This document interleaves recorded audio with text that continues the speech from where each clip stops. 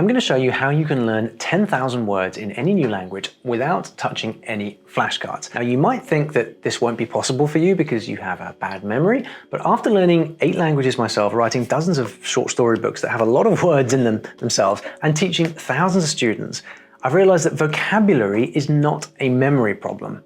It's a method problem. And once you understand the distinction, the idea of learning 10,000 words stops being this impossibly high mountain and becomes something achievable that you can actually do. So in this video, I will show you how long it really takes to learn 10,000 words, what to do about the stubborn words that won't stick, and my exact 3-step system for locking in 10,000 words in any language, even if you think you have a terrible memory. But first, you need to see why flashcards fail so badly. So there's this one thing about learning vocabulary that has annoyed me for years, and I reckon it's the single biggest reason most learners hit a wall and give up. Because here's where it all starts going wrong. You find a word list, beginner vocabulary, let's say. You sit down, you go through it word by word.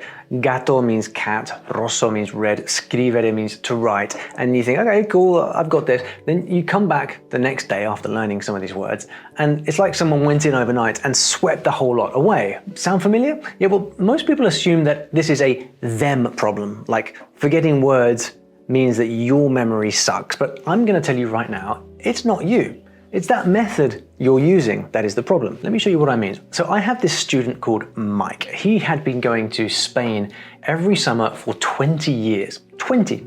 But his wife always spoke for him. He never got much beyond ordering a coffee. Dos cafés con leche, por favor. That's my impression of Mike, my friendly impression of Mike. Because like most people, he just picked words up here and there. This year, sadly, Mike's wife passed away and Mike went back to Spain by himself. And for the first time, he had to speak Spanish for himself, but he really struggled to remember anything. And he wrote to me and said, it was bad, but I aim to improve by next summer. And that line stuck with me because Mike is not someone with a bad memory at all. He's just someone who was taught the wrong way. Because here's what your brain is actually doing when you try to memorize a word with no context, with no reason to exist. Your brain files that word under probably not important. You ever study a Spanish word 10 times and still forget it the next day? Pasa todo el tiempo. It's not your fault, all right? It's how your brain works. Listen, your brain is working perfectly. It's just not designed to hold on to random floating bits of language, flashcards. So it's pretty ruthless about what it decides to keep and what it doesn't. And this matters because the target that we are actually chasing here is not small. 10,000 words is, well, that does actually depend wildly on the language. If you know 10,000 words in Toki-Pona, you've got a problem because Toki-Pona only has 120 words in it. So something's going wrong there. But in most languages, 10,000 words is where life gets really interesting. You are not a beginner anymore, you are properly advanced. You know a lot of words, you can handle complex stuff, understand almost anything you read and hear. You're getting the jokes, following the news. You are practically a local. Of course, what that actually feels like depends on the language. In Italian, for example, 10,000 words is almost luxurious. You can full on argue with your Italian in-laws and actually hold your ground.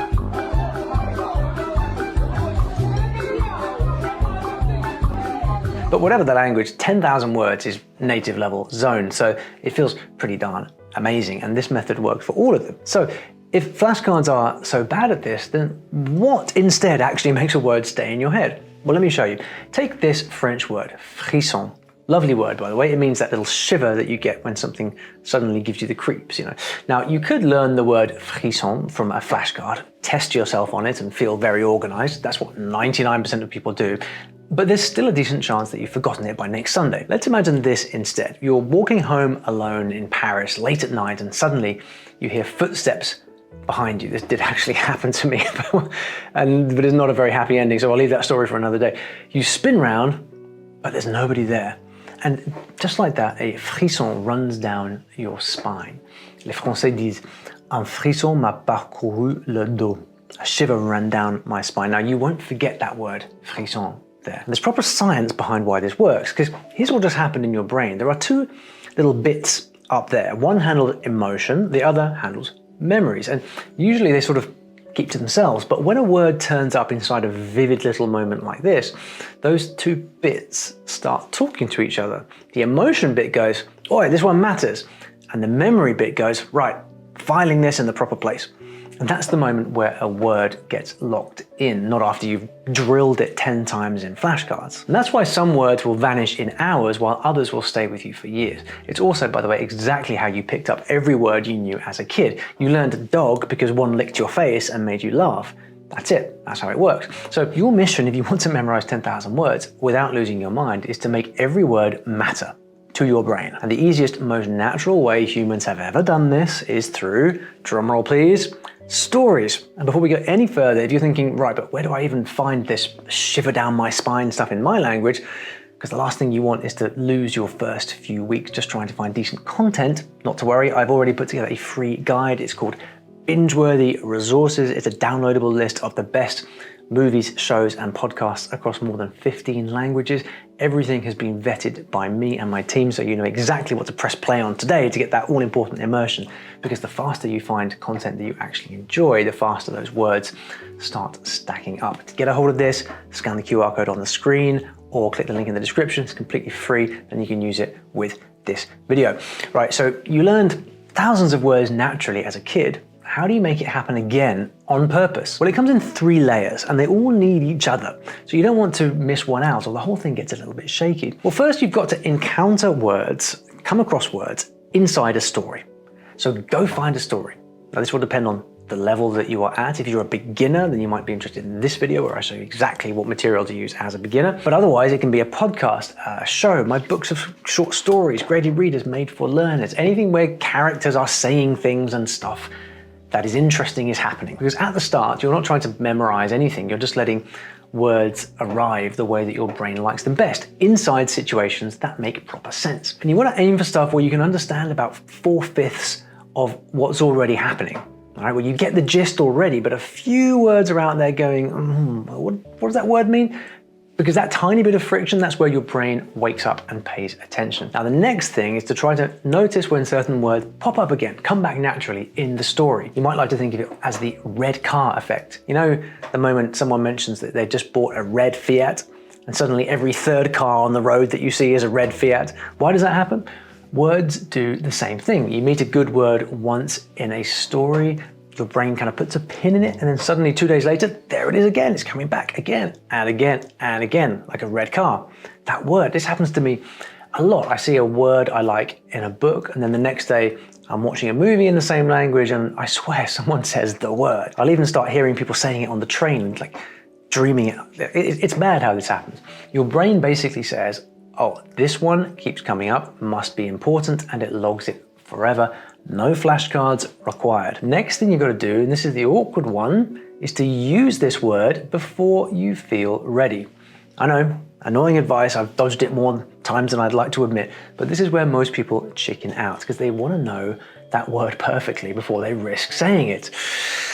No. Unfortunately, it doesn't work that way. You've got to use words. Even if you screw them up, clumsy, awkward, half-right, doesn't matter. You say them wrong, you mime, you pull faces, and that's exactly what makes words stick, because the moment you reach for a word yourself, it stops being something you've just seen somewhere and becomes something you own. And if you are waiting to feel confident before you start speaking, that's a terrible plan, because confidence comes from trying, not before trying. Reminds me of Paula, actually. Now, Paula had been on Duolingo for, wait for it, 620 days, nearly 2 years. And she said, Olly, I don't feel like I've learned anything. I'm starting to think that languages just aren't for me. But what if it's simpler? What if Duolingo isn't for you?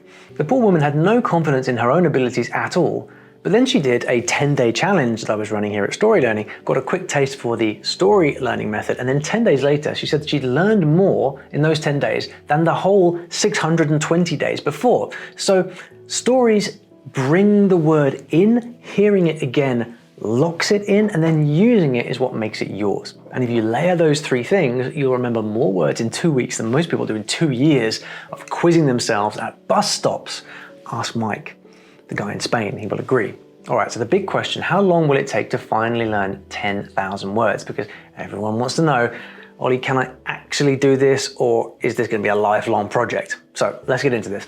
At the start, of course, it feels slow. You might only pick up a handful of words a day that actually stick, but over a week, that adds up. You're looking at roughly 35 to 70 solid words, perhaps real words that you can recognize and start to use. Stick with that for a few months and you're already sitting on your first 1,000 words. Now, here's the key. The more words you know, the easier it gets to learn new ones. It's like a snowball because your brain starts spotting patterns everywhere. Like in Spanish, once you learn that pan means bread, suddenly panaderia, panecillo, you've basically got a whole framework of words for free. What starts as a trickle becomes a flood. It's the same idea in English when we say 10,000 words. We're talking about core words, not every single form. So run, runs, ran, running. You don't learn these as 4 separate things. You learn the main word and then you see how it changes when it's in the past or happening right now. And that's when things really start to speed up. That's how you'll reach 2,000 to 3,000 words, which is enough to start having really good conversations. And that's doable in around 6 months for easier languages. And from that point on, it keeps multiplying. Now, one quick thing about numbers. You might be wondering how many words you should learn each day. And look, what I've noticed over the years from my own learning and my teaching, a good rule of thumb is that only 5 to 10 words are going to actually stick if you are actively learning vocabulary each day. This is not because your brain has a fixed limit, but because of something called the forgetting curve. You learn 10, you forget 3, you learn 12 more, forget a few again. That's how memory works. So if you try to learn too many words at once, most of them fade before they stick. And the most important thing here is it's not about the numbers. It's about the behavior. It's the consistency. Because guess what? We also cannot track really when a word has actually been learned. Sure, you can recall that word in the test, but have you really learned it? And what about those words that you haven't quite got yet, but they're just simmering away at the top, ready to be learned in short order? It's a very opaque thing, this learning vocabulary. Half an hour a day, though, beats 3 hours on a Sunday every single time. It's that consistency, because your brain doesn't learn a language in big bursts. It learns slowly after a lot of repetition, day after day, simple as that. So by doing it every day, that's how you stack the cards in your favor, because if you've forgotten something on Monday, well, then you've got a chance to remember it on Tuesday and reinforce it on Wednesday.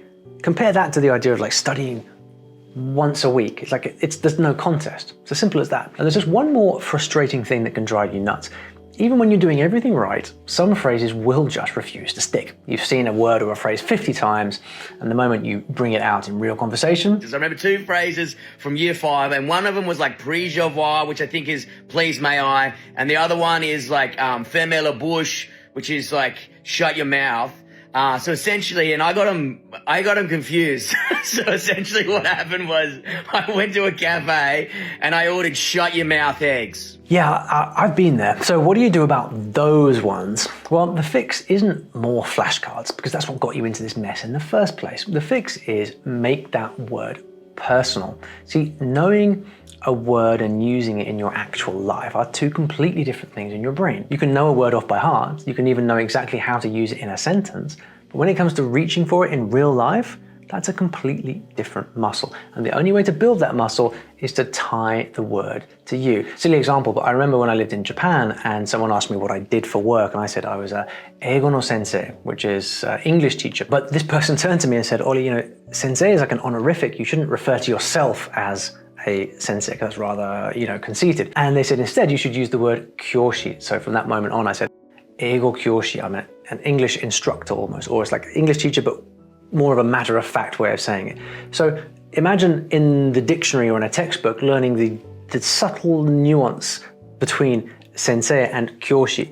It could be meaningless to you, but as soon as someone actually turns to you on the street and says, like, don't say that because that's conceited, say that instead, it's personal and you remember it. So here's what I want you to do. When a word keeps slipping through your fingers, stop and picture a situation where you personally would use it. Not some TV character, not some random example. You, in your kitchen, at the beach, with your sister, at that cafe you always go to. If you can't picture a single situation where you'd ever use it, why on earth are you learning it in the first place then? Skip it, doesn't matter. Then once you've got that picture, say the word out loud inside a realistic version of you, a sentence you might use. Say it to the cat, I don't care, to your reflection in the mirror. And next time you're at the cafe, use it there.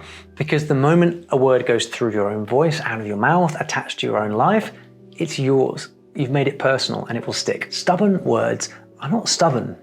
They're just homeless. Give them a home. So here's your first tiny step, and you can do it right now. Find one piece of content in the language you are learning. Podcast, a short story, a YouTube video, anything that holds your attention for 5 minutes. press play. Don't translate, don't pause, don't look things up, just listen. That's how this whole thing starts.